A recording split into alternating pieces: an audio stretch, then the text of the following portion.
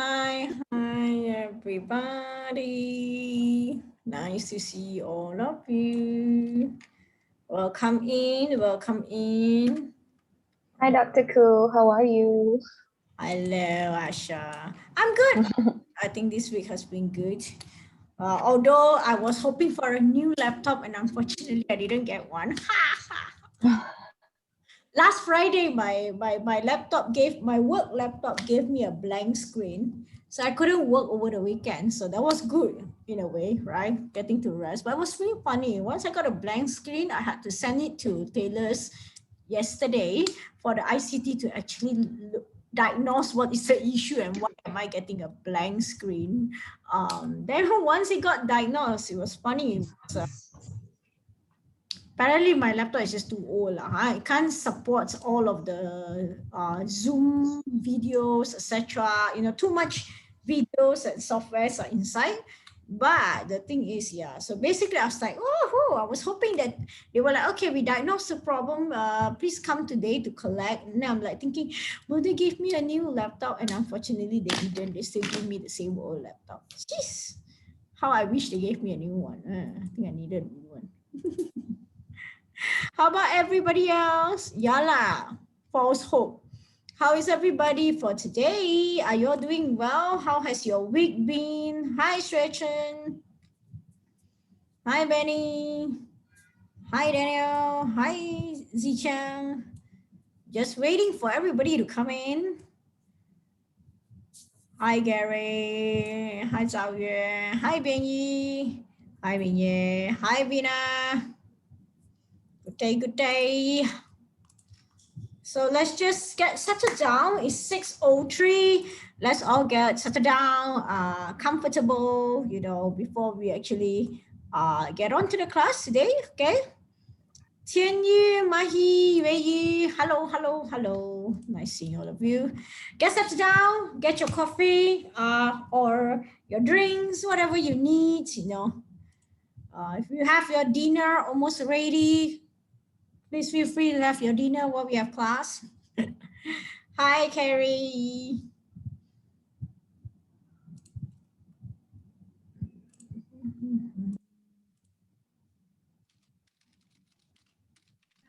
Let's wait for 1 or 2 more minutes for more people to come in.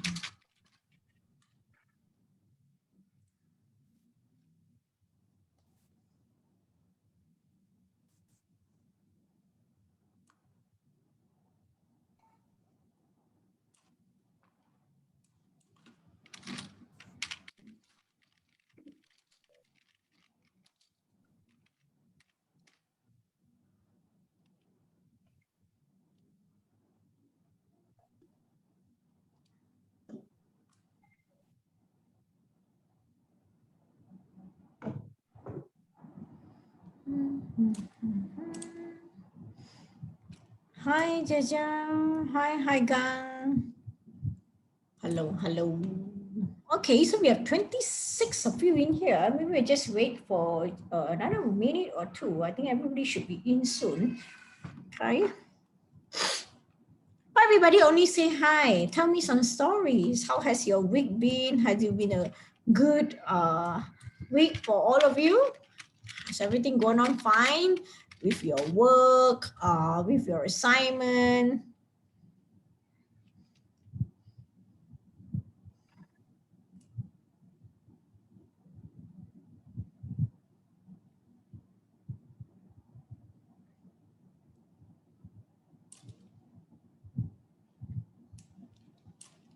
Okay, I see Khalid coming in.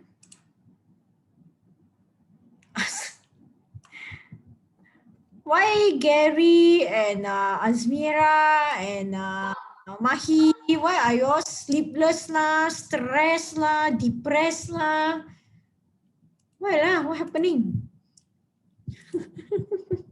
What is up with that? Oh, just in case you guys are wondering why am I taking why am I not switching on my camera yet? Because I'm just looking for a nice Zoom background, It's like so boring.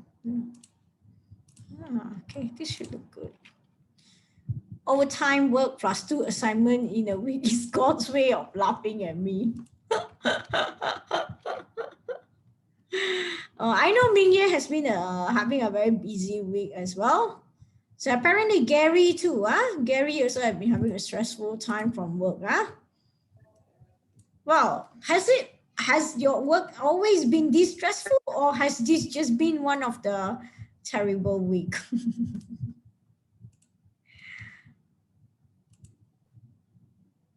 What about the rest of you? How's everybody?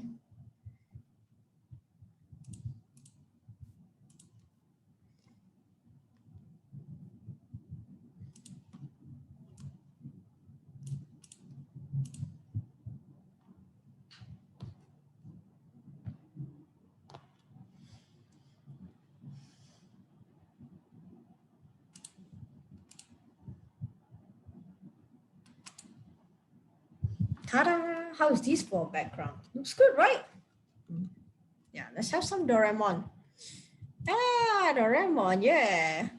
It's been a busy week, Luby say, but a good week at the same time. Okay, that's great. Good to know.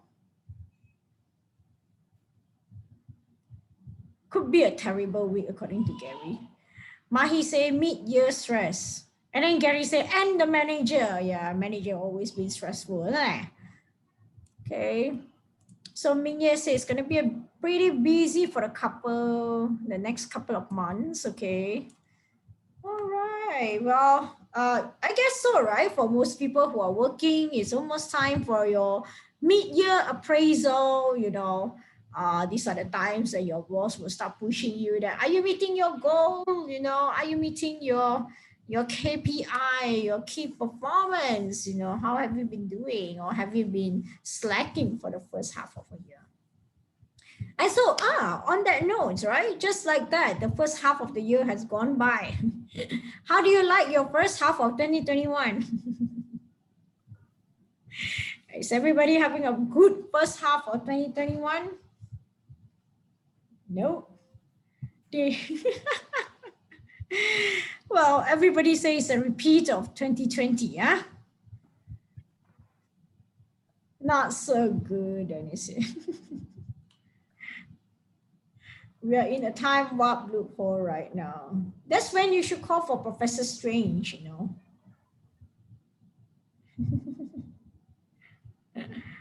I mean, only if you are a Marvel fan, you will know what I'm talking about, right?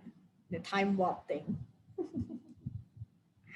When can we travel, Asmira? Oh, I know, right?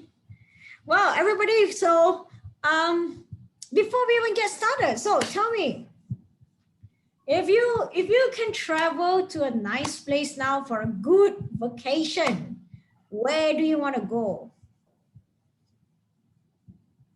So Asha says she wants to go Maldives. Xianghan said Cuba. Interesting choice. Asmira said Japan, okay.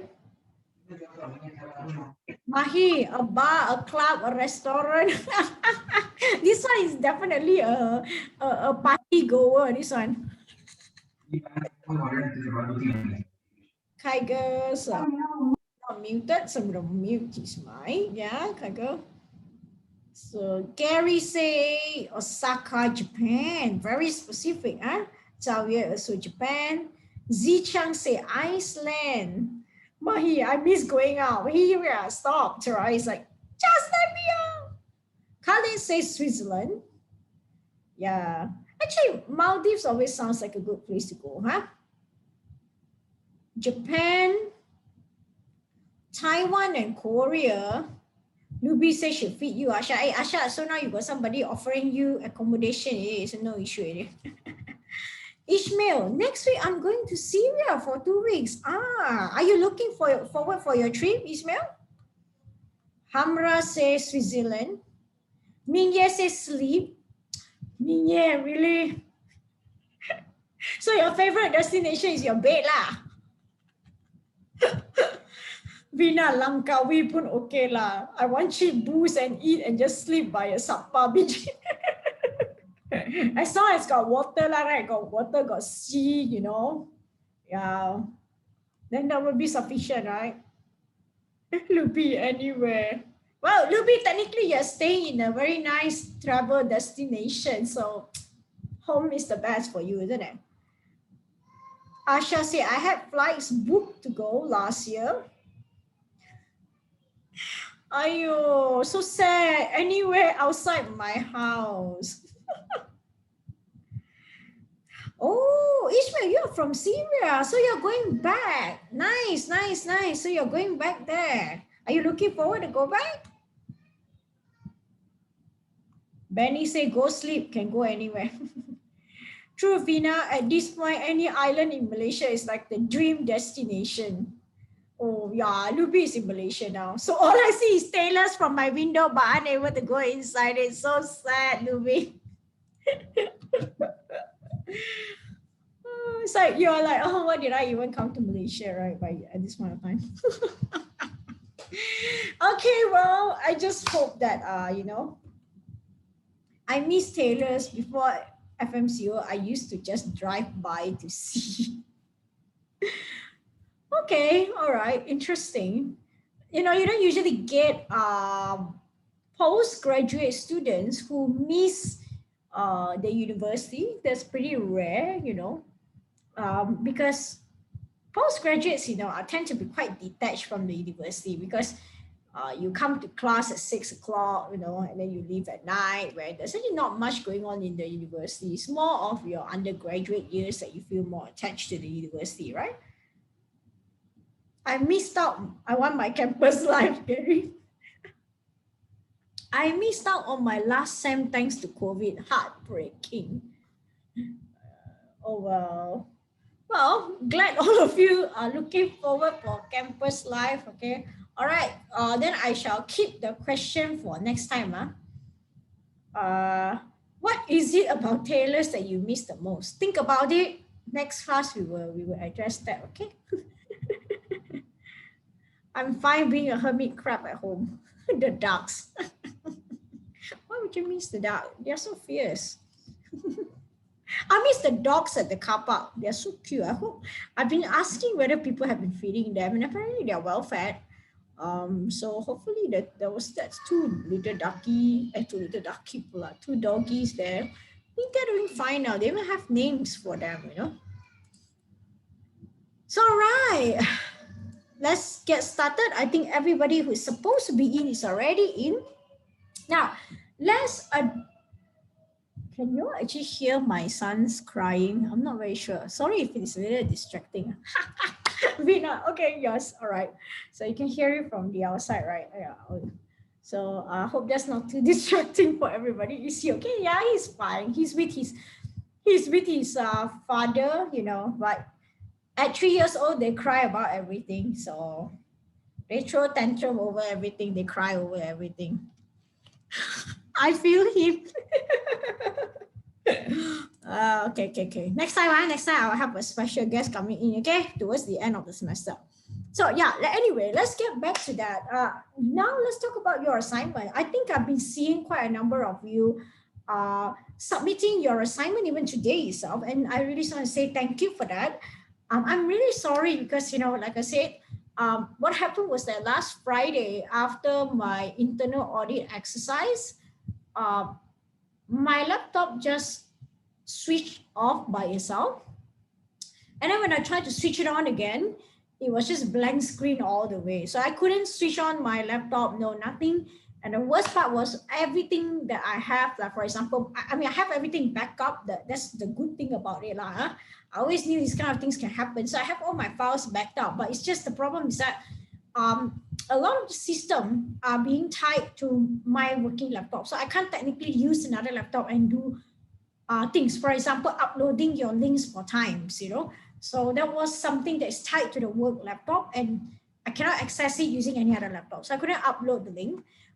Finally, like I said, I sent it to tailors yesterday. So for those of you who are missing out tailors, you know, I went to tailors yesterday. It's a dead city, basically. Yeah, well, you know, I mean, it happens, right? Mine wasn't even updating. It just went blank for whatever reason. Now, according to the technician, it could be that I have too many things on my laptop and it just crashes because it's too old. Um, so basically, they got it fixed, and today I got my laptop back. This afternoon, I went back to Taylor's again. Got my laptop back. They sort of cleaned it up and uninstalled quite a number of things in my laptop, yada yada, you know. So I got my laptop back, you know, although I was hoping for a new laptop. I was just telling some of you, right? So I got my laptop back, and the moment I got it, I quickly upload the links. But knowing that, you know, some of you with your turning in, coming in late, you might want to have some extra time to actually, you know, reword your assignment, etc. So understanding that, I'm giving everybody an extension until this Friday to really finish everything. But of course, I think there are quite a number of you who are done, settled and over. You are already submitted. So that's very good, and well done for that. Okay. So I think some of you, if you have not submitted, you have time all the way until this Friday to do so, all right? Like I said, partly because it's on my part, you know, that the links are up late. So I wouldn't want to like make everybody to be like chasing after it, you know. So yeah, that will be for the first assignment. So that's one thing done that you have gotten out of the way. Now, the second thing you got to get out of the way is that if you remember, we will be having the leadership style presentation. Okay, so that's what we are going to be doing. Now, the thing is, if you remember, I mentioned last week, I just don't want it to be that it feels like we are dreading the presentation, right? You know, kind of like, oh, everybody, we just try to get through everybody at the same time because everybody has 15 minutes to present. And I wouldn't want it to be that one opportunity that all of you are presenting in the class, yet your classmates don't get to really listen because we are just so filled up with one presentation after the other. So what I'm going to do is that if you were to look at your assignment brief, let's open up your assignment brief right now, okay?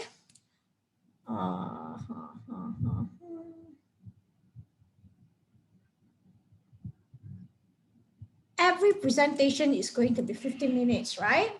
So what I want all of you to do is this. I will be submission, turning in, assessment feedback form, okay, assignment brief. So what I will be doing is I'm going to separate all of you, okay? You will realize that the presentation is going to start on 13th of July, right? Starting from 13th of July onwards, we're going to be doing it. So what I would do is that because we do have like, how many of you in here? Like 30 of you in the class, you know, obviously we cannot get through 30 presentations in one day, especially when we are still looking forward to have the classes on, right? We want to have classes, we want to be talking to each other, we want everybody to be really fully concentrating on the presentation and really enjoying it rather than rushing through the 15 minutes, right? So I'm going to segregate all of you into groups, okay, of which you will be presenting on, instead of just everybody presenting on the same day, we're going to slot everybody into 5 sessions. So that means starting 13th of July, we will have 1, 2, 3, 4, 5, all the way until 10th of August for the presentation on your leadership style. Okay, so every week we will be having on average about 6 presentations. This is to give everybody a chance to talk, because imagine if one presentation is 15 minutes, 6 persons is already 1.5 hours. That's how long we're going to take. So I just want to take our time to do that and to really separate it throughout the semester, that there will be some of you who will be presenting. Okay, anybody has objection on that? So what I would do is I will upload a Google spreadsheet on your times, of which you fill up your preferable week, and then we will go by that. Okay, first come first serve basis. 6%, 6%, 6%, 6% kind of thing, because 5 sessions means all of you will have, 6 per day, okay? And if need be, we might actually try to also bring it up if we need be, but I don't think so. There need to be more. I think 5 sessions is more than enough. So bearing in mind that your deadlines for the other assignments are still on as usual, okay? It's just so whether you choose late or early, it's not going to be that much of a difference. So put your name into the Google spreadsheet, and then I will allocate everybody to make sure that you are all within making it balanced. First come, first serve basis on the Google spreadsheet. Please do not delete anyone else's name, please. Thank you. Okay, so we will do that for the presentation. Anyone has any questions with regards to this particular presentation, or any objection, or maybe all of you were like, we want to get it done all in one day. But of course, it would be great if 15 minutes is the maximum that you can go. I think if anyone who has taken my class before, you know I'm not into lengthy presentation, but I want that all of you are actually just presenting what is necessary, straight to the point, and expressing your experience and your reflection, right? Where is the spreadsheet located? Well, the spreadsheet will be uploaded into Times. I've not uploaded it yet, so I will do that after this as well. Actually, regarding the presentation, should we include the leadership theory too? Well, obviously, it's a reflection on your leadership style, right? But if you do feel that any theory especially speaks to you, yes, you can incorporate the theory in it, but it is not a compulsory component in it, okay? Any other question about the leadership, Sarah? So right after this class, I will set up the Google spreadsheet and upload it, okay? So after this class, probably in 5 or 10 minutes time, you will be able to see the Google spreadsheet on your Times. Start filling up your name, and then next week, we will reconfirm whose turn is whose turn, starting 13th of July. Please upload the other drive link too. Oh, the recordings are up, Luby. So the recording for lecture 1, 2, and 3 is already up. You will be able to find the link in your Times as well. If you were to look at your Times, I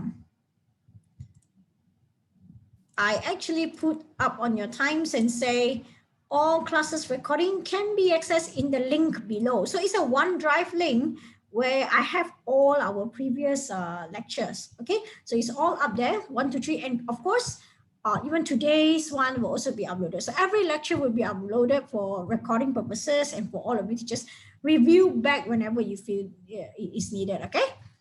All right, thank you, Luby. Any other questions, anybody? If everybody is fine, shall we get on with today's lecture? Are you all seated, comfortable, ready to go while I have my sip of coffee? Everybody ready? Cheers.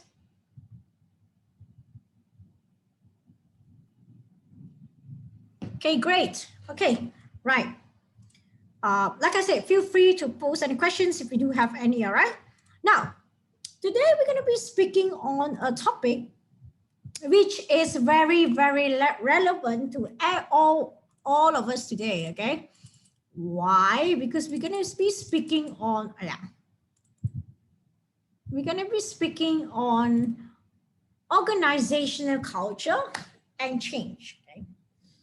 I think some of you even use this for your assignment, okay? The topic of changes within a company. How do you deal with it? Now, before I even start on this, okay, what do all of you think about your adaptation towards changes? Do you think you are very adaptable? Do you think you're good in handling changes or adjusting to whatever that is happening?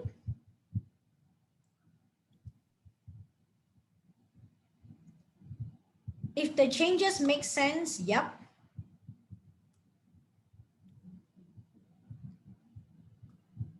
Okay, I like change, otherwise things get boring. Okay. So Mahi is the type that like changes.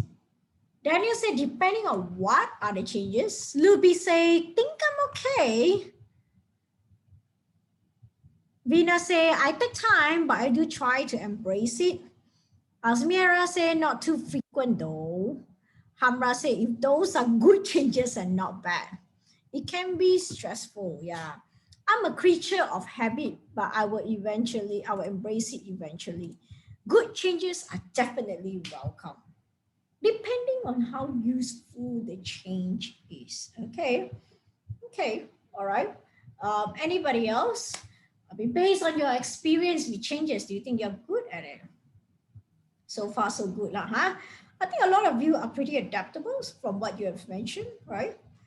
That you don't mind changes as much. Now, even I personally, I would say I'm not very good at adapting with changes. I don't enjoy changes, but yeah, survival, right? We need to do what we need to do. Especially now, of course, in our context, we are talking about work-related kind of change, right? And adapting to the culture. Now, obviously, in today's lecture, some of the aspects that we will be covering are like things like what is organizational culture? Why is it, when is it considered to be something as functional, or when it is dysfunctional? As all of you mentioned just now, changes can be good or bad, right? And of course, if you one day you become a manager, or if you are someone who is having a team under you, changes, of course, everybody always say, right? The only one thing that is constant in life is changes. Now, obviously, if you are a manager, you will oftentimes have to deal with changes of policies, changes of management, changes of revamping of your team, and so on and so forth. Changes can happen in the company at any time, and it can be major, it can be minor, right? But of course, when you have people under you, it's go beyond the idea of just whether are you adapting well, but it's also about, are you leading your team to go through the changes well? Now, for you to be able to go through changes, you have to first consider the culture, right? Now, how do you come up with the idea of organizational culture? How do you even know what is the culture of a company? Now, in every company that you are working for, look at this graph, okay? Look at this graphic, right? Basically, of course, organizational culture comes from the main boss, right? Your boss, the first CEO, the founder, they are all the team who is leading the company, the leadership. Now, when you are a leader, obviously you bring along with you strategy, vision, and values. You set all these things, right? You say, okay, this is how I like my things to be. This is what I envision ourselves to be. This is the values that I like. And here are the people that I would like to hire because they go along well with my value. And this is how I would like my work process to be. So you see, a leadership would tend to decide how a culture of a company is like. But can you see where the arrow is? You will realize that the culture on the outside or on the society is also bringing in pressure into the organizational culture. So sometimes a company culture can change based on what's happening outside the company, which is understandable, right? We are looking for adaptability. Now, we always use the word culture. What do we talk about culture? When we say a company's culture, what exactly do we mean? What we mean is that this group of people, everybody inside the company, they share a certain value, they share a certain way of thinking, and they share a certain level of assumption. For example, in a company, sometimes there is no legal written rule and say that you can do this or you cannot do that. But somehow everybody will tell you, hey, you don't do this, our boss don't like it. But or when you do something, then they will be like, oh my goodness, I can't believe you did that. Whereas actually in another company, that's probably not an issue at all. But in this particular company, it seems to be an unspoken rule that you shouldn't be doing that. So in any company, there's always a way to think and a way to act. Can you adapt to it or not? So the moment, we know whenever students come to me and say, madam, I have a job opportunity over here and also here. I don't know which company I should choose. Should I even go here or should I even go there? I oftentimes ask them, are you aware of how the culture is like?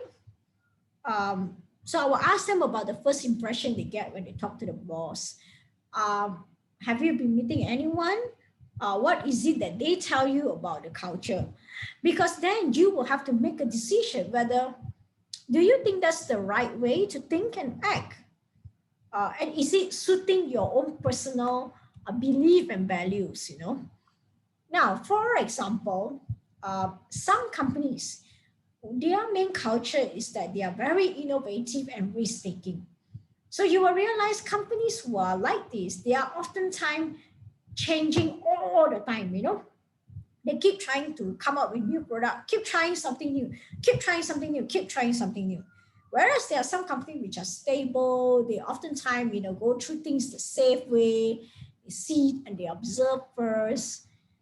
Some company, they pay great attention to small little details. Whereas some companies like, no, you know, those are just small little things that we don't really care about, you know. Some people, some companies, they are very outcome oriented. It's everything they talk about is about the result, the result, the result, the result. Some companies are very people oriented. They care about you, they care about your progress, they care about you as an individual. Some companies, they are very team oriented. Everything is about the team. They never see you as an individual. They don't acknowledge you as an individual. They always talk about team A, team B, team C, team D. Some companies are more aggressive. Some are more stable. So you see, they are, you may say, oh, well, can a company be both aggressive but stable?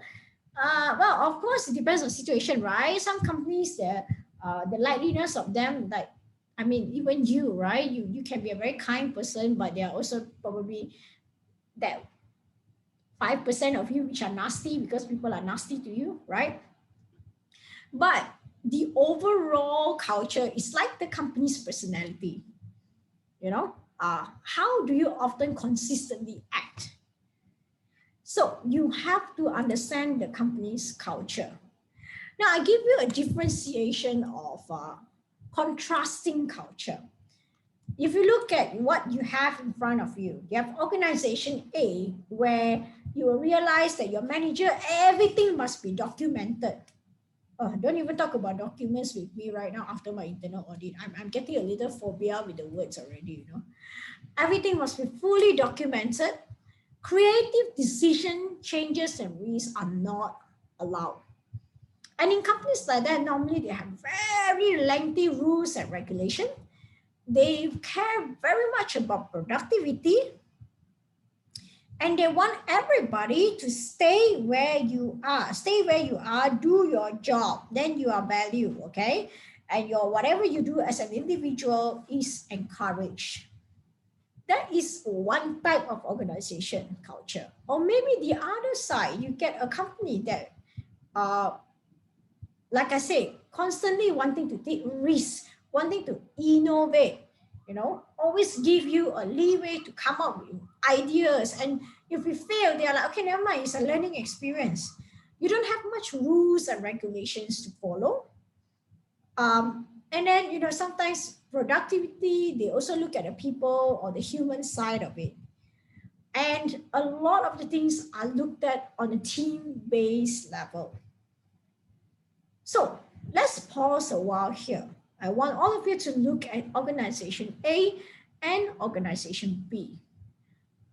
If you are a manager, which culture are you more comfortable with?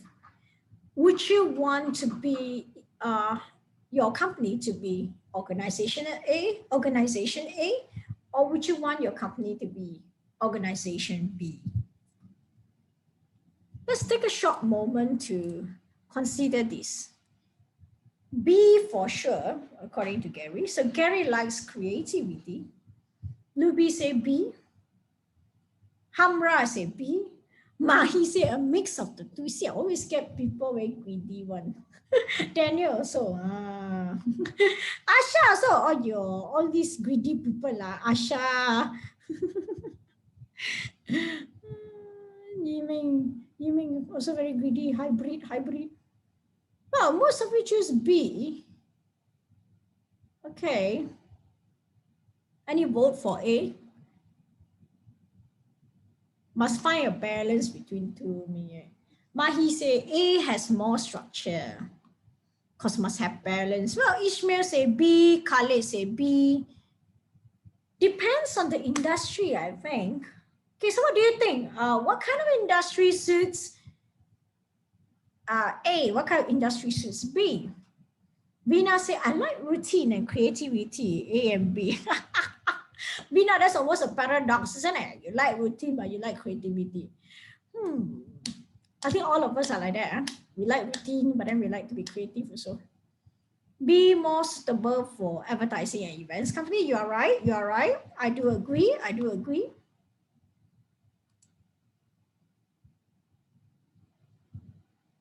Mingye say mass production for A. Okay. Xavier say mix of two. Consulting and audit is A. Creative and agency is B. A equals to finance, bank in particular. A is more for corporate company. I think it depends on the goal. A work for cash cow. B is when you're trying to cultivate passion. Okay, interesting thing. A is work for cash cow. That's very interesting thing. Okay, anybody else? A is military according to Luby. Yeah.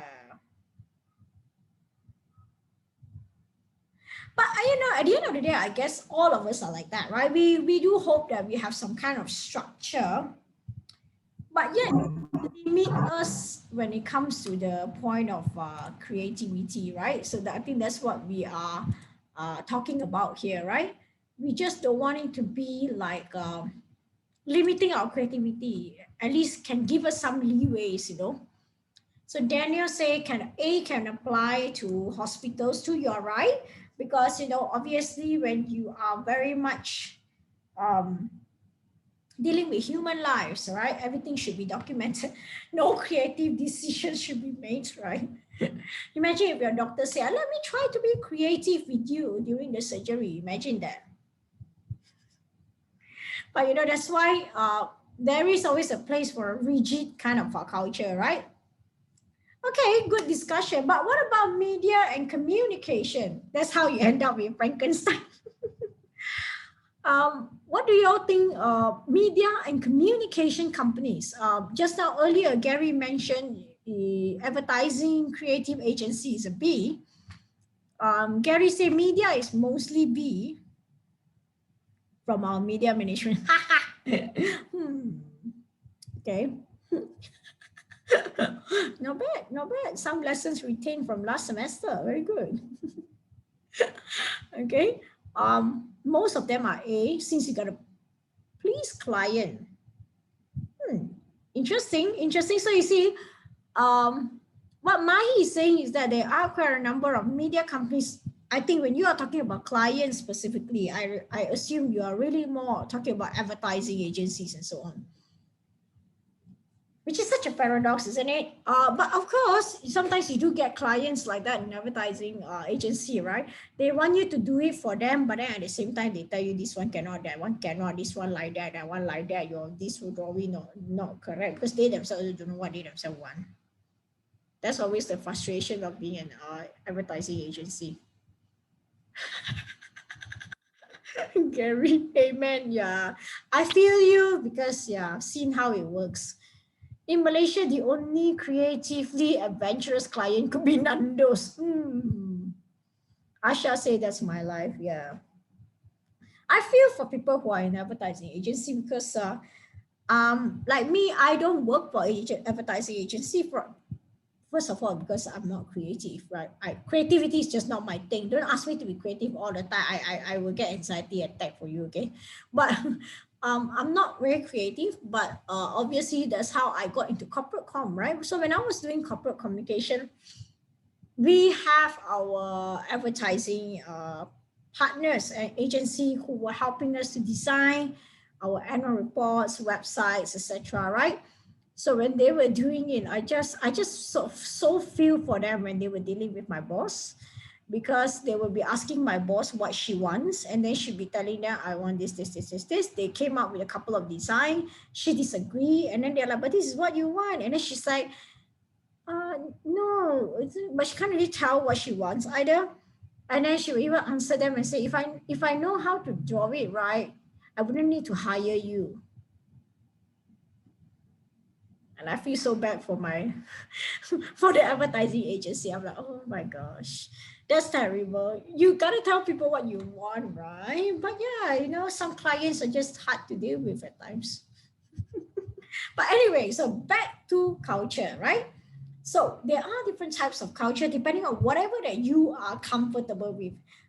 Even though I was asking, what do you all think about media and communication organizations? Obviously, any organization is a mixture of both. Some agencies are more rigid, some agencies are more flexible, whether it's advertising or film production house and so on, right? Yeah, but the idea here is this, okay? Companies can have different culture, even if they are within the same industry. Now, even within a company, not everybody thinks the same way, right? But the organizational culture is what majority of the people in your company accept as value. So majority, let's say 80% of them agree that this is how we should do things. That's what you call the dominant culture of the company. And of course, you do have 20% of people in the company who are a little different. They are known to be the subculture. They have a culture of their own. You can say that is the subculture. Now, how does it form at the end of the day? Are we even talking about how organizational culture forms? You see, if you were to go out and you will be a manager, when you are leading your team, these are some of the things you need to put your thoughts into. Have you ever realized that when you are working, when you step into a group, you get this vibe in the group where, okay, like the whole group seems to behave in a certain way. So when you join the group, it's either you go along with it or you try to change things up, right? It's never easy to try to change the way how things are. And that vibes that you feel is precisely what we call the culture. And in a company, remember earlier I said, it's always the main founders or the bosses who decides the culture. And then they select the people who fits their culture, even in their top management. And when their top management are synchronizing with their level of values, socialization happens in the company. And everybody end up adopting that particular culture as the organizational culture. That's how it starts. Now, if you are working for any startups company, those who are young companies, the culture is only forming. And you will realize that startups cultures tend to change quite rapidly. People tend to behave differently because everybody is still, even the founder themselves are still trying to find their ways on what values work the best and what is the best way to go about it. No? Now, why do we talk so much about culture? Because at the end of the day, the culture is what holds the company together. It tells everybody how I should behave, what I shouldn't overstep, what are the boundaries I shouldn't go over. How can I behave so that I will get along well with everybody else? And of course, if the culture is very good and is very strong, you create a sense of identity for your members. I mean, that's the whole point why companies always do team bonding, team building, um, company retreats to basically try to get everybody to be on the same page and to convey the same sense of identity for everybody, right? So culture has its function in a company. And when you are committed to that culture, obviously the whole company seems to be more stable, right? Because everybody thinks the same way, everybody understood what are the main values. And when the culture is so positive, you actually make your worker to become very, very committed to the company, something bigger than just themselves, you know.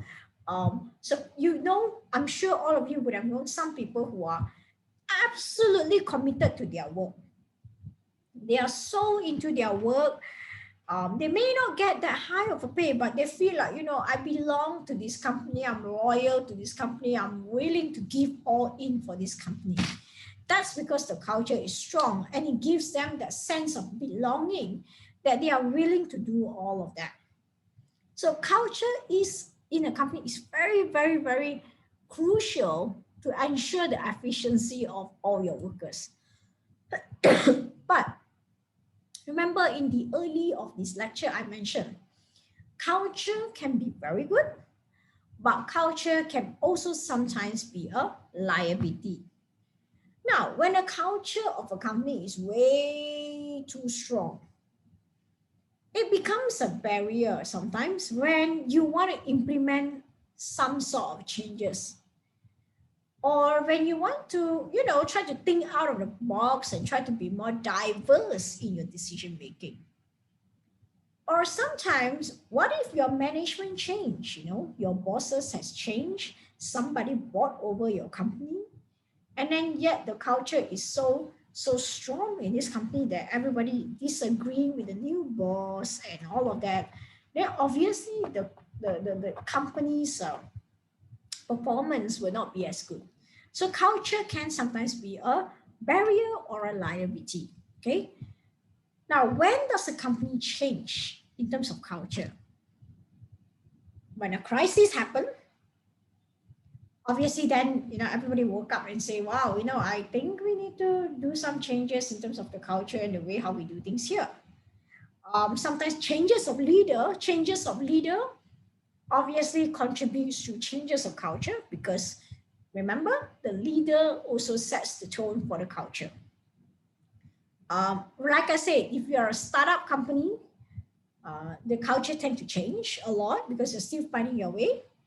Or if the company has a very weak culture to begin with, all right? Some companies are just like that, maybe because people couldn't care less, or there's no one specific way of doing things, the culture tend to become very weak, all right? Now, before I go to the next slide, maybe I should just stop.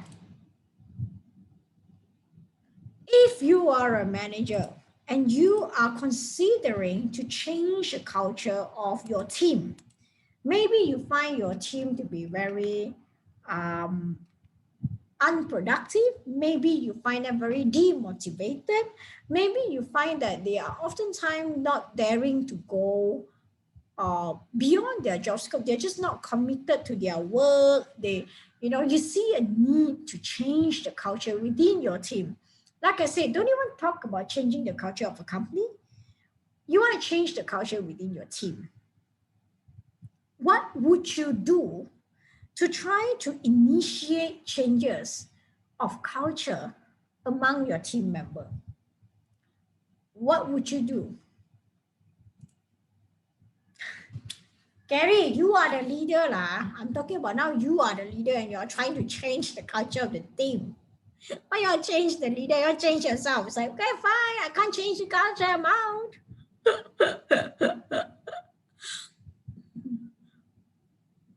What would you do? Okay, just break it down to simple steps. What is the simple things that you can do to try to at least Like I said, just put yourself in that position that now you are a manager and your team is just so demotivated. Nobody is willing to do anything. Everybody's yeah, you do lah, you know, or that everybody, when you ask them for ideas, they're just not being creative. Everybody's just shutting themselves off. What kind of steps do you take to try to, you know, better it? I'm not saying you're asking to change the world, you know, but how do you change the culture bit by bit? Mahi, talk to them outside of office casually, befriend them, get to know what they need on a personal level. Probably over drinks, a bit of liquid courage to open them up. I told you Mahi is a party goer. She was talking about going clubs, she was going restaurants and bars, and then now it's like liquid courage, you know. Happy hour, right? Minya say be more relational as manager manage things while leader leads people. Okay, good one, Minya, but how do you be more relational? I'm talking about real actual steps that you can take. Okay, so usually in this way, a discussion on how we can improve without mentioning about demotivational stuff. Well, you can say that, but you know, what if your team say, yeah, see, you don't even know what we are demotivated about. You don't know how to deal with it. Identify the areas that can be improved or what's the issue. Consider getting new team members. Then how many times do you want to change your team members? So Yiming say, identify the problem that caused this situation. Xiang Han, release a bonus and a penalty system. Xiang Han, that's a very good one. Bear that in mind, because we will be talking a little bit about this when it comes to the changes. Really gets to know what motivates them. Khalid says. Hamra say incentive. Maybe give them the opportunity to enjoy a vacation together. Which brings a good question, right? Do you think company retreats ever work to bring people together? Vina say discuss, take a break, mini team building, come back to work, observe, then see what you can improve. Asha say no, it doesn't, to be honest. Yi may say no. Ruby say yes. Daniel say yes. So we got 2 no and yet 2 yes. So again, the question is, do you think company retreats help build the team together? Mahi said if they aren't pretentious, we just let people really get to know one another. What if they don't want to get to know one another, right, Mahi? Asmira said, I think they do when they are forced to spend time together and bond. Asha said, team building just forces you to be stuck with people you don't like. Doesn't fix the deep-rooted issue. So back to being more relational, Minya said, you know, invest into your team members to build more of a relationship as you are a leader. So you're responsible for the people that are responsible for the processes. Mahi, not those weird games and stuff, just weird. Yeah.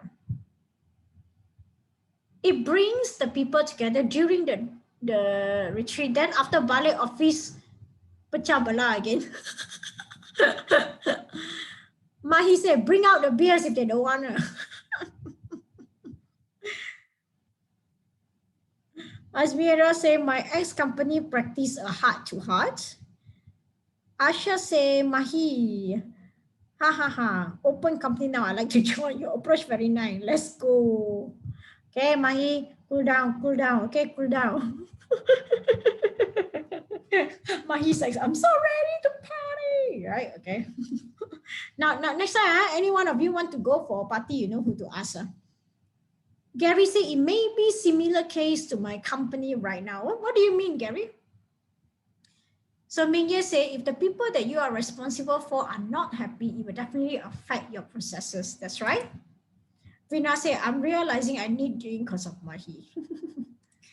Everyone is quite demotivated, even for me. See, I'm sure all of you have experienced that, right? My manager keep changing every time. See, that's one of the very real issue, isn't it? For those of you who have been at work, you realize that keeping up with changes when it's constant changes can be very exhausting sometimes, right? Mahi say, I'm glad to have been of service. Yeah. Anybody who wants to party, remember you have a friend in Mahi, okay, to party with you. But of course, it's about how we can tolerate. But people always say, isn't it? When there's a limit to how much you can tolerate. Ha. Okay. Well, so from all the things that we have talked about, all of you were talking that if your team is demotivated, among some of the things that you're going to do is that you're going to, Mahi said, bring them for a drink, chat with them. Minya said, be more relatable, really care more about the people. Now, that is the question, isn't it? When you're a team leader, how close and personal should you get with your staff? That's oftentimes the question. If you are a manager, do you think you want to be personal with the staff? Or can we do without the personal relationship? Gary said no. Asha said no. Yimeng said no. Minya also said not really no. So that's the question, isn't it? It's always the dilemma of how close you want to be with your team. Any other input? Or maybe any thoughts on how you can balance it so that you will know your team, be relational, but yet not too close? Mahi say time and place. Be friends outside of the office. Is it a good idea to be friends with your colleagues? Khalid say work is work, but when you are close and know them personally, you know how they work best. Okay, Mahi say. Khalid say just enough to know what motivates them professionally and to be on a friendly term.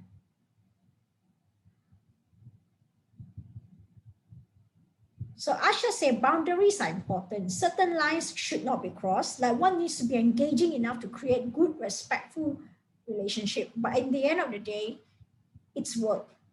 Finger cacat. I respect personal relationship and such. But sometimes it's like when you want to resign, you feel bad. Yeah, you feel bad for the, I know, Gary, I feel you. Yeah. When things get too personal, right? Oh, believe me, where I used to come from before I came to Taylor's University, I was working with a very small university called Infrastructure University of Kuala Lumpur. The media and communication team there is really small. Before Taylor's University headhunted me to come to Taylor's, right? I really enjoyed my work there. The team is small, but we are so close to one another. On the day I leave, I cry. It's so sad to leave, but what to do, right? Taylor's offered me better things. True, when I wanted to resign, it was weird. My bosses and I start crying, so I ended up staying. Well, I didn't end up staying, but it was just crying and what's not. It's just so normal, isn't it? They offer me a better package. Okay lah, so in your case, you get better package lah. In my case, no lah, because, well, not like my manager, I can decide how much I'm getting and all of that. So, all right. So, any other things that y'all think about changing a culture?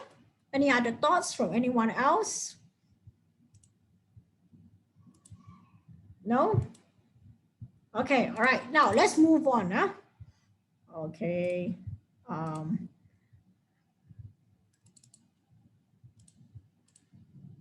Changing culture is hard if the manager doesn't want to change. Yeah, that's right. Now, so at the end of the day, you are right, Gary. That's why if you want to talk about changing a company's culture, right? Your top management must always be a positive role model. Because if your top management is not being a positive role model, then the changes cannot happen. And, you know, at a company's level, more often than not, you need to create new stories, new symbols, and new ritual to replace those currently that is ongoing. So say, for example, some people, they're like, okay, so from now onwards, every Friday afternoon, we're going to have a coffee talk, some ritual in the company. Or every day, we're going to look, we will create new story or new symbol. So for example, when you walk into your office, you may see, I don't know, a circle that signifies togetherness and teamwork. I don't know, right? Every company has their own symbols. So the idea is that you need to create all of these things to actually implant into your employee the changing culture. And of course, if you do have employees who are actually embracing the new value, you should be promoting these particular employees who are actually bringing forth the new value. And of course, your whole processes, the way how you do things, as we mentioned earlier, Mingye brought up a good point, right? The people and the processes are related. You need to redesign the processes and to align with whatever values you are trying to bring about. Okay. Now, of course, even just now, that's why I was saying it was a very, very good suggestion that was brought out. I think, who was it? Was it Kaigang? I think. We're talking about rewards, right? Reward system. And actually, that's a very, very good way to change culture, right? Because whoever that is accepting the new value should be rewarded.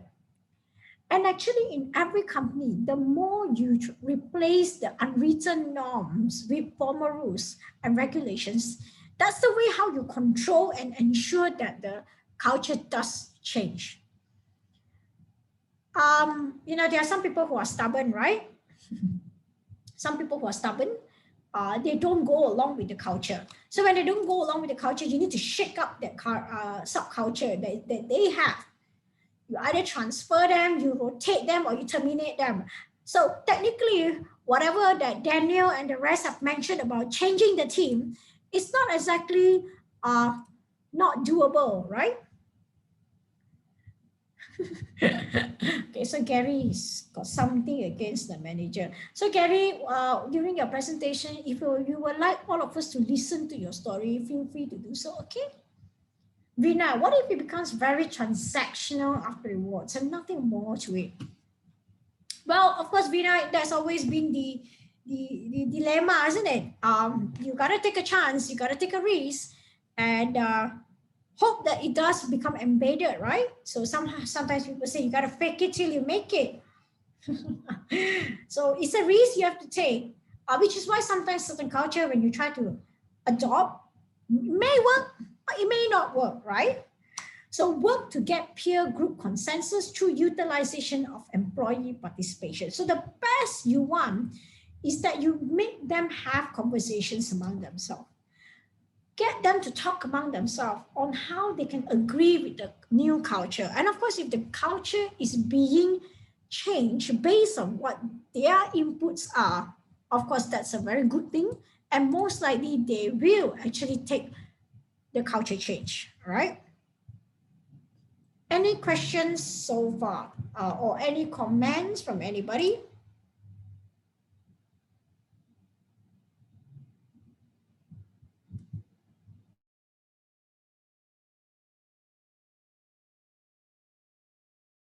So Mingye says, so far so good. Anyone else? While I have my sip of coffee. What about the rest of you? I need to finish my coffee, otherwise I can sleep tonight.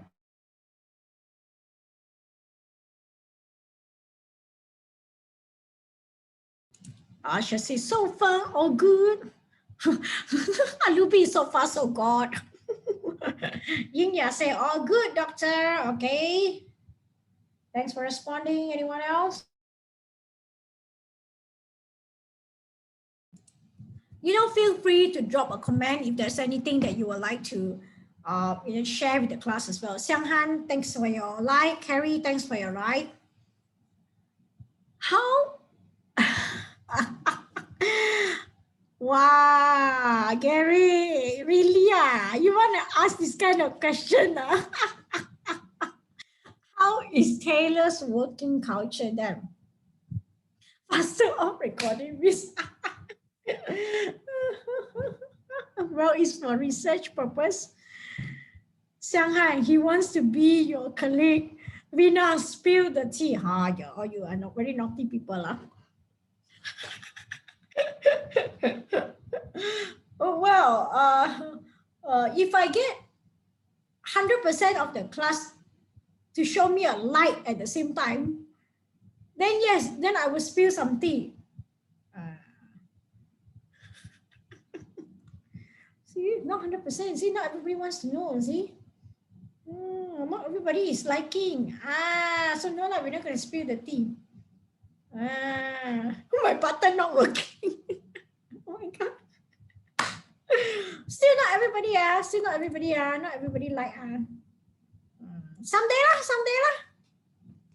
Someday we will share about Taylor's working culture. But we're actually not much to be really hide about. Honestly speaking, I've been in Taylor since 2019. Taylor's in terms of working environment, I really think it's not too bad. It's quite okay actually. Obviously, for lecturers, I can only speak on behalf of myself, right? As a lecturers, we get flexi hours. Of course, flexi hours also means that you are available 24/7 at times. So of course that can be stressful. But Taylor's is very, very outcome based. Everything is about what can you produce, right?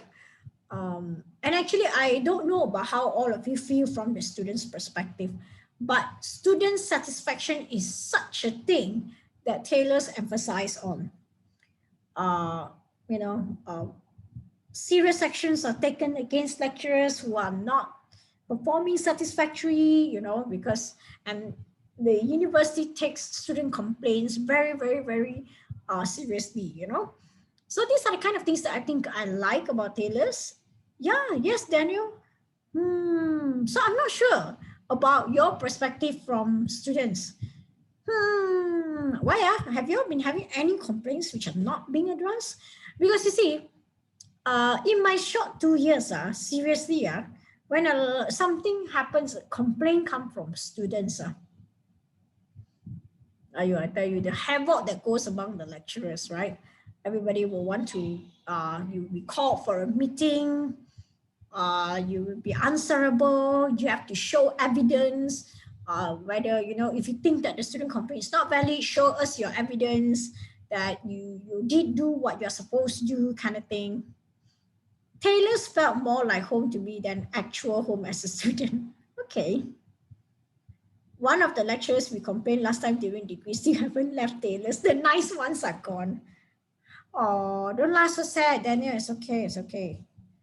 Oh, don't go new, don't come, people say. Right? Very cheeky, you ask cheeky question. So yeah.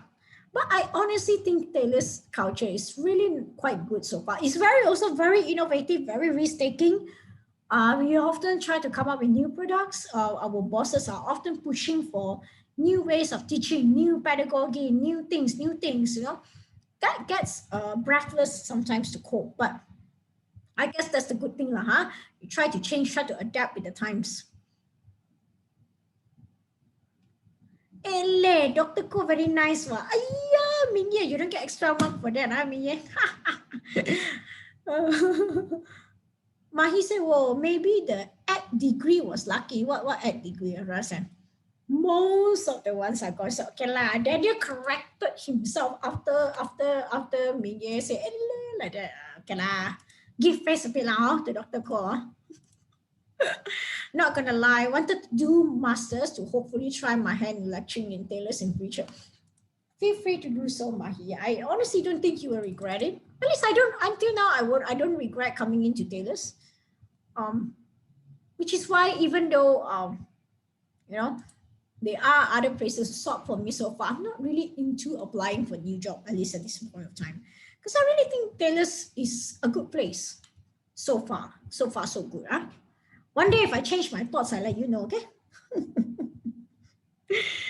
All right, so back to our lecture, all right? So we've been talking about changing culture. Now, one of the things that has been going around is this particular theory of the Levin's three-step change model, okay? This is a model that many companies are told to apply, where you have the step of unfreezing, moving, refreezing. So if you want to implement a change, you must go through these three steps. Now, in imagining these three steps, I want all of you to imagine a cube of ice. Now, if I were to ask you to put a coin inside the ice, how would you do it? Obviously, the first thing first you do is you unfreeze the ice, right? Let it become water. You put the coin in, and then you put it into fridge, you refreeze it. So by the time you refreeze it, the coin is inside the ice.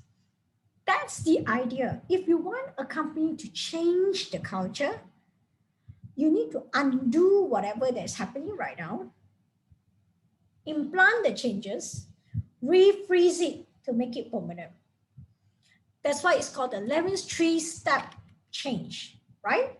So when you are unfreezing, you are basically getting ready for change. When you are moving, you are making the change. And when you refreeze, you try to stabilize the change. That's the three-step change. Now, when you are at the level, the first level, remember I say, so like I said, imagine an ice. When you try to melt an ice, it's not an easy process, right? It takes time. So during this process of unfreezing, you must make sure that everybody is aware that the way how things are right now is not good. More often than not, people don't want to change is whenever they feel that current situation is good. You know, our current way of doing things is good. Why you want to change anything? So you must make your team or the people under you to realize that they shouldn't be satisfied. There's some things that's not going right. And of course, your top management must support you in the changes you want to implement. And in trying to do that, when you are getting ready for change, you should preempt your team. Okay, I'm going to do this and I would like us to change this. What do all of you think? Participation, and then, of course, to have built-in rewards, right? We mentioned about the rewards earlier. Now, during the process of changing culture, you see, a lot of culture don't get changed because after a while, the manager themselves have forgot about the things they want to change because there's no goal setting. And then you want to be ambitious and reach for the sky. But you must always have smaller changes along the way that will lead to the final big changes.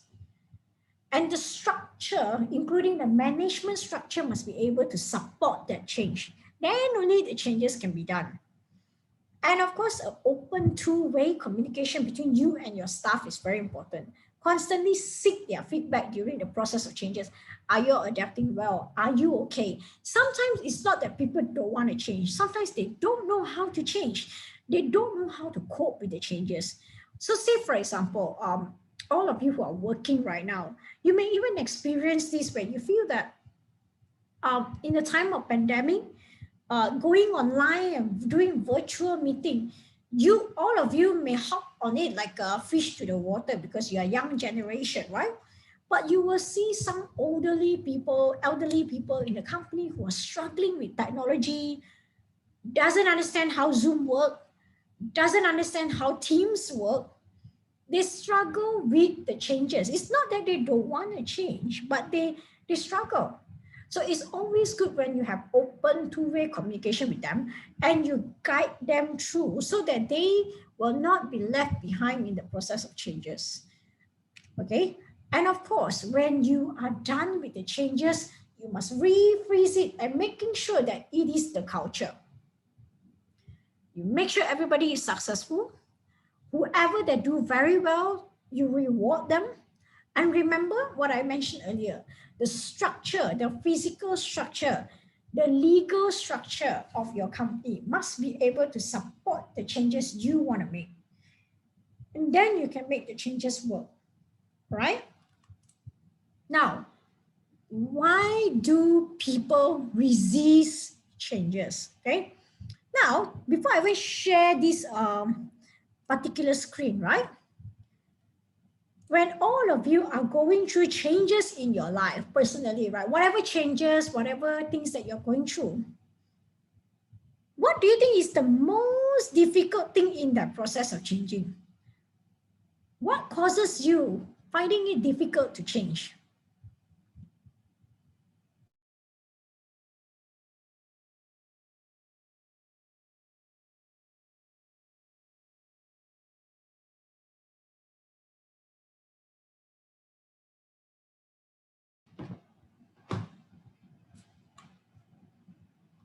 So Mingye mentioned consistency. Mahi say changing yourself.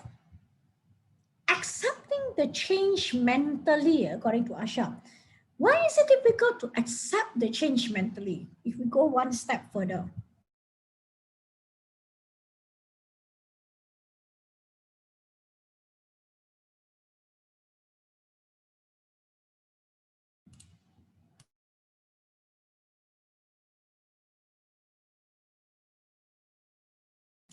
Haigang say out of your comfort zone.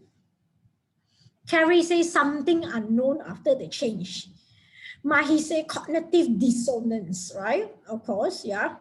Something that you're not used to, something that you have always understood is gone.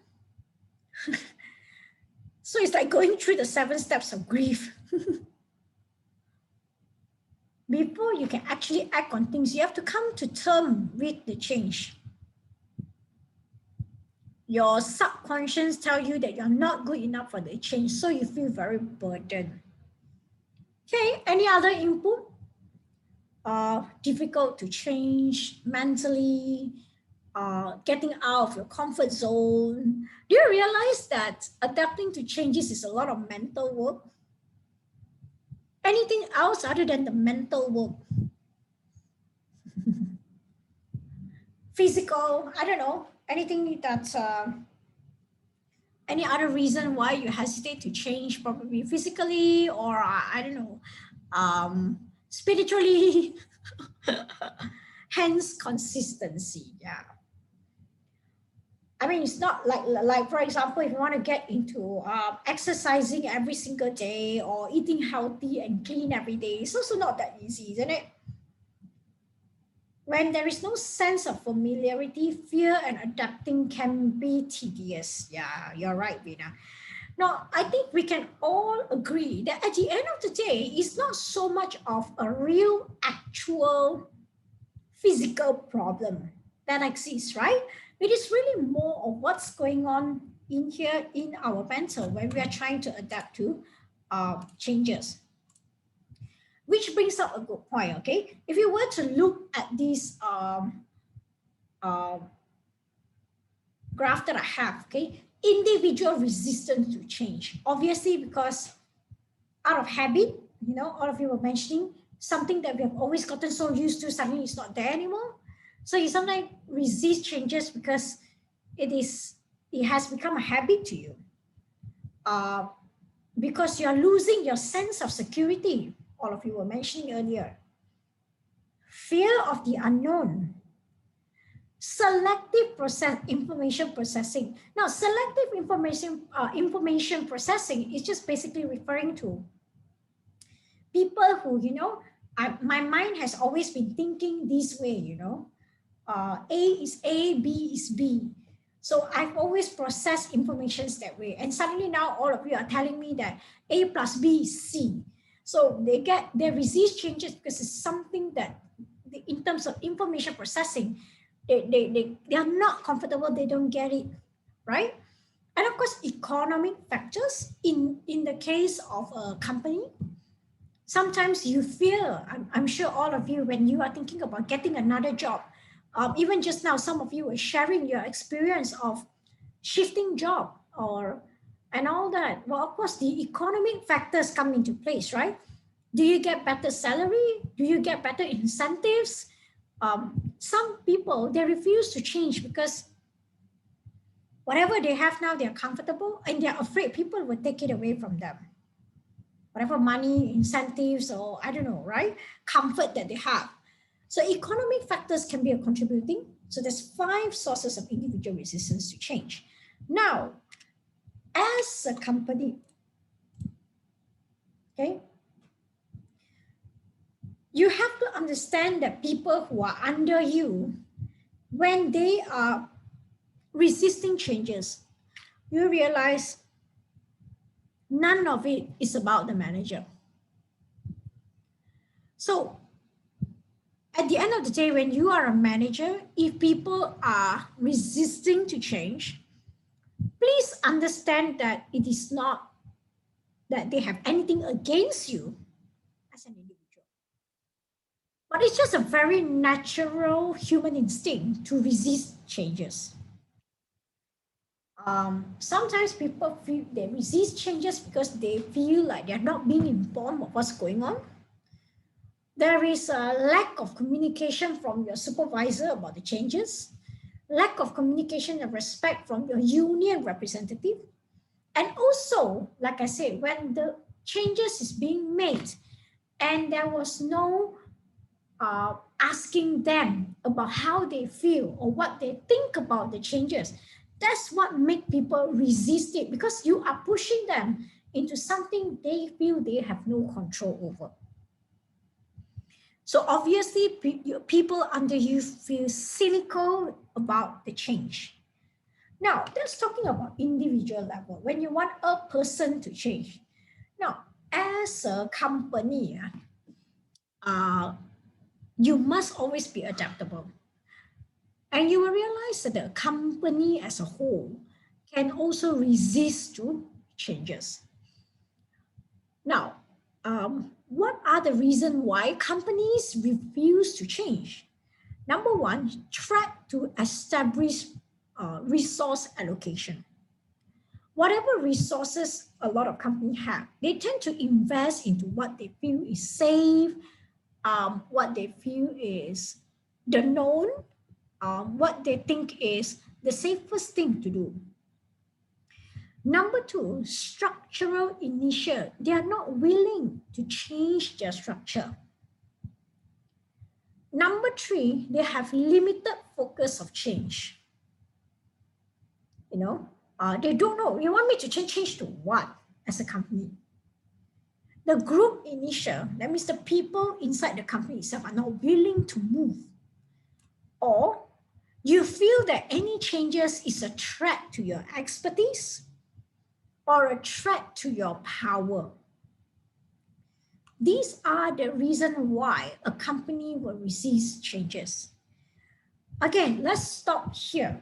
Can you think of any company in your mind right now who is, in your opinion, resistant to changes? Can you think of any?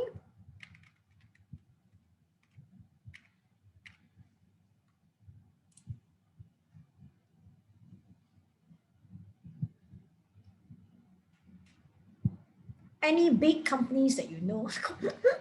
Wow, Asmira, recorded.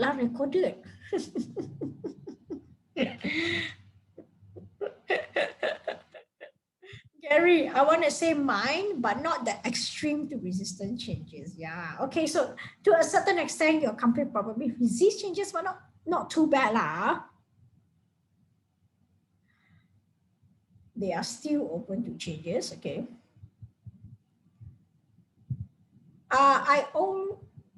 Yes, it's quite hard lah. If company resist changes during pandemic, probably high chances I've never heard about it again. Mine changed too much, so I don't think they exist. I think they changed too much without letting the current change settle. Mahi too, mine is too open to change. Too much changes is also bad, right? Yeah. Well, whenever we talk about this, I always have this opinion. Again, this is just my take based on my observations of companies. I always tell people that the way I see it, I think Nokia hated that way. And right now, Apple is heading the same way. I still don't see anything changing. You might ask, okay, so what's the reason? Why do I say Nokia as an example? Now, I'm sure all of you recall the days when you have many Nokia phones, right? Or are you too young for it, right? You're not too young for it, right? Haigang said Kodak, you're right. Haigang, you bring a very good example. Kodak is actually a very good example of this as well.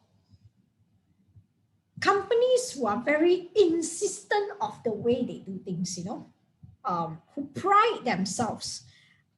Even right now, like I say, Apple is the latest example that I see right now, where you see they pride themselves of we sell the Apple lifestyle, right?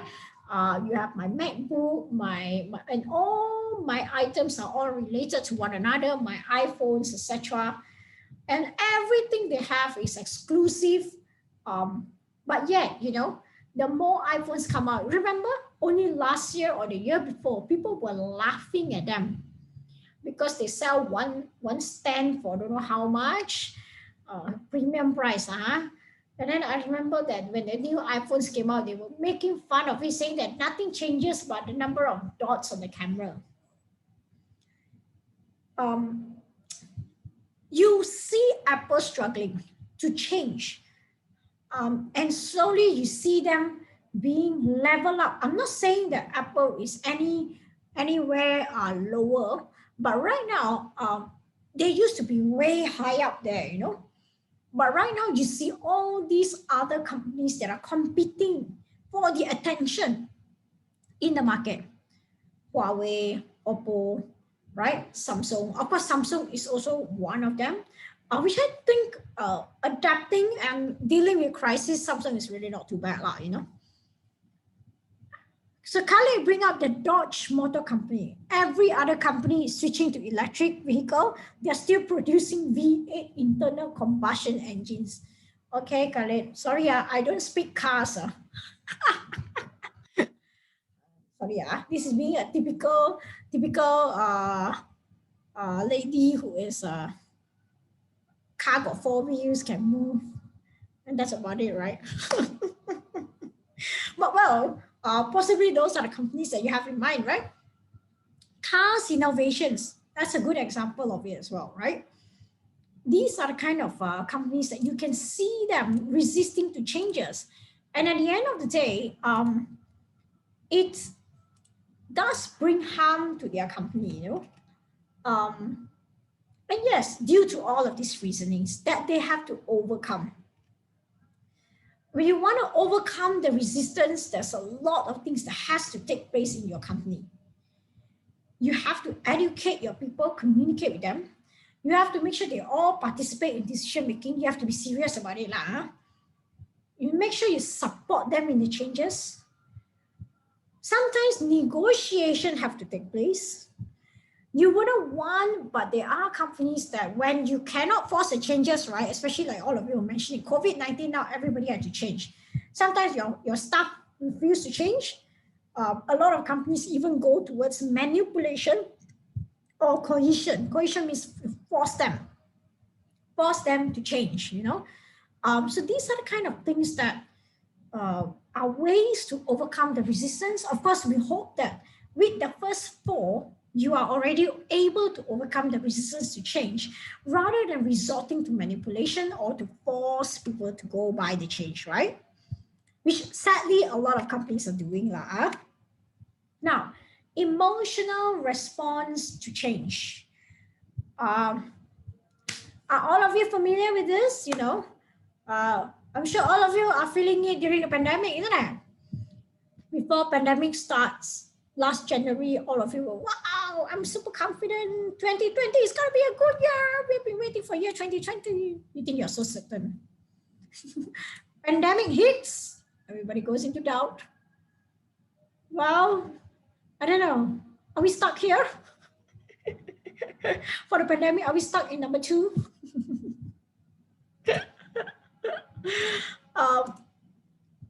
But yes, right? Any changes that happens, right, is always following these curves. where you are certain and then there's some changes are hit. You're in doubt. Yes, Khalid, we are still in 2. But rest assured, there will come a day where we will hit 3, 4, and 5, okay? Hang in there, buddies. We will hit 3, 4, and 5, okay? Hopefully we hit there sooner rather than later. So by time, this should be the way how everybody responds to changes. But you see, that's the beauty, people always say, the beauty about humanity or about humans. We are super adaptable species, you know. We tend to cope very well and regulate our emotions according to what that is happening around us, you know. So these are what you have to be aware. Again, if we are talking about a context of a company, please make sure that you understand that your staff have to go through these levels. So I always, when they are doubting, when they are questioning, do not feel that it is anything personal against you as a manager. It's just the way things are, how human responds, right? Now, in living towards the end of our session on organizational culture and change, I leave you guys with few words, right? When you are looking at the beginning of a change, you must always raise people's energy to handle it, giving them a purpose, a picture, a plan, and a part to play. The 4 Ps: purpose, picture, plan, and part. You don't give them a plan, you don't give them a roadmap, how would they know, right? You have to let them visualize what will come out at the end of it. What's the purpose of this change? Because like some of you were saying, if the change is for the good, why not, right? And what is everybody's part in these changes? Then while you are going through it in the neutral zone, you must encourage people to come together, have short-term goals and checkpoints, be creative, experiment, but yet at the end of the day, you know what is the vision and outcome you're looking for. Be supportive of your staff when they are going through it. And then at the end of it, like what some of you were saying, right? Going through the 7 steps of grief. You may grieve and find the losses of the old. Or some people may even overreact when things are changing or has changed. But you have to know how to manage the overreaction and the loss. And then, give constant updates on where we are right now. And allowing people to know what's over and what isn't. And respect, of course, is a must, cliche or cheesy as it may sound, right? So at the end of the day, there will always be a process of transition, something that forces a company to change, something that restrains them from changing. If you look at it, the process of unfreezing and refreezing is always occurring. Actually, at most times, we are in the transition state. Of course, the pandemic has made it more extreme. Currently, what Minya said, if you don't change now, probably will never hear of you after the pandemic. So the change is always a process that every company has to go through, which is why we are covering it today in today's topic, because it's just something that happens. You can't say that I want to stay in the company 20 years and nothing changed inside the company. It doesn't work that way, right? Now, at the end of the day,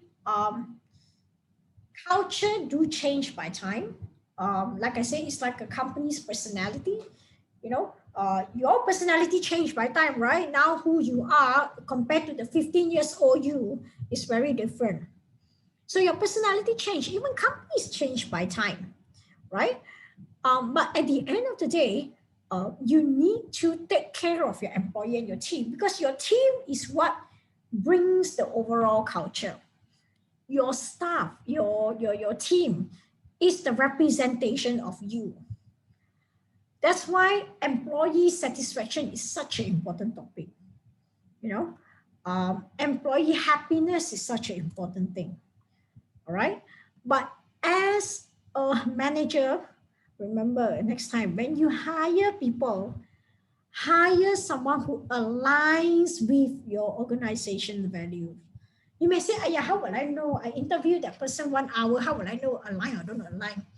You got probation of 3 months, right? 6 months, right? Enough for you to be able to tell how the person is and whether the person align or not. Okay. But of course, changes is something that you need to manage all the time. There will always be people who resist it, but you must just always know how to tackle the resistance towards the change. Then you'll be fine, right? Okay, so yeah, that's about today's lecture.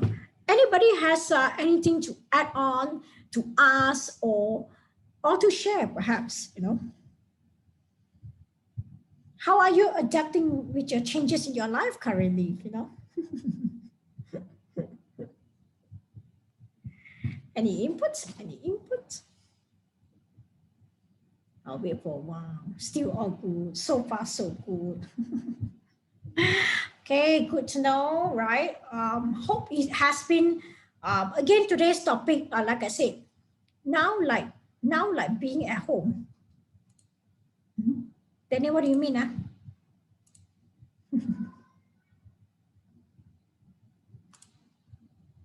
Means you love being at home. Okay. High five, introverts. Any introverts in? I don't know. I'm not sure if, like, after the whole pandemic is over, when I see people face to face, right, it's like, will I even know how to talk to people? Will I still like love people, or will I hate human?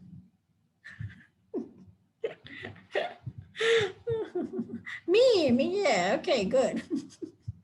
All right, guys. So that will be it for the lecture. Shall we take attendance first for now? Please open up your cams.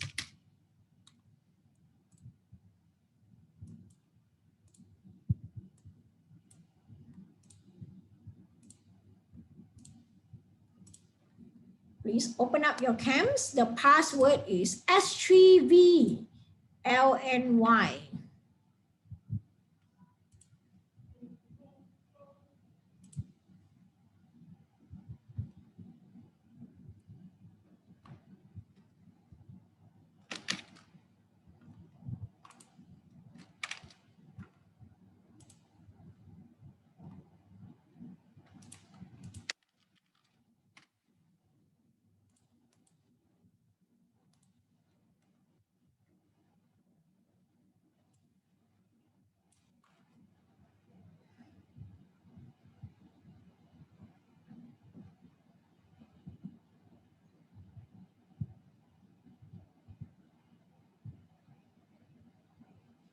Okay, I think most of you are in.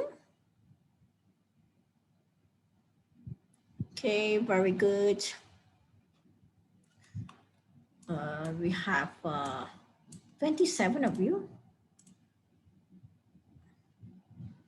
Bian Yi cannot. Okay. Oh, I cannot see. Cannot see the password, is it? Yeah. Correct. So you follow the password given by Xianghan, yeah.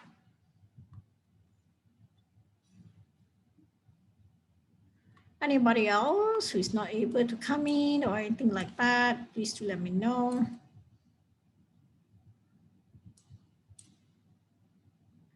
Okay, guys, so while we are taking attendance now, any final question with regards to the assignment, especially now, please prepare for your presentation, right? Leadership, you mean for assignment 2, yeah? Leadership framework are not the same as leadership style. Yeah, it's different. Framework is basically how a leader, basically, how do I put it? The way they operate. It's more of the way they operate and how they execute their things. Leadership style is more of you as a personality. Okay. Anybody else have questions? Right after this class, I'll just create the Google spreadsheet and upload it right into your times. Gotcha. Thanks, doctor. So we only focus on the leadership style part, right? Yes, you're right, Asha. Sorry, sesat, thank you. Okay lah, not considered sesat lah. You're just asking for clarification. All right, anybody else? Any questions so far? Of course, it's gonna be in another few weeks' time, right? So just be prepared for it. I think for this coming week, what you need to do is really to start working on the assignment tool, your presentation, fill up the Google spreadsheet as to when it's your turn, right? And next week, we will be discussing the group work already. I will start to talk to all of you about your group work, where is your direction, and what you need to do for the group work, okay? So if everybody is all right and everybody is good, can I have a thumbs up from everybody? Is everything fine before we are being dismissed for today? So your goal for the week, finish your presentation. Asha, my button don't want to work. You just want to give me light, isn't it? Okay, guys, thank you very much. Okay, all right. So I see all of you around. All right. Please take care for the remaining of the week. For those of you who haven't get vaccinated, hopefully you get vaccinated soon. Other than that, please take care, okay? Don't roam around, yeah? Take care, everybody. See all of you. Bye.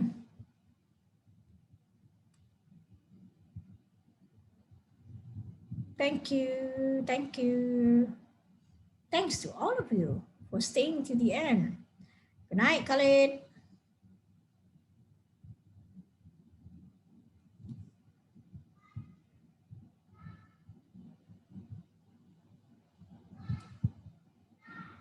Thank you.